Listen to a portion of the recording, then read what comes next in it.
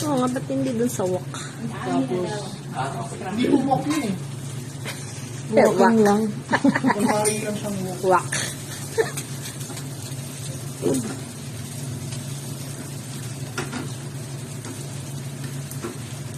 Saka isang portion lang po yung luto.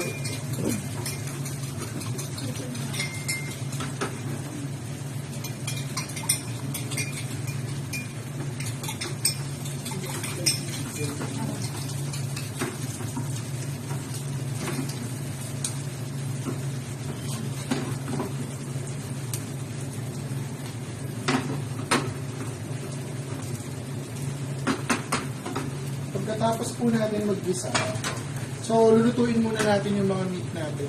So first po natin ilalagay yung chicken. Okay? Kulit mo ito. Nalaglag.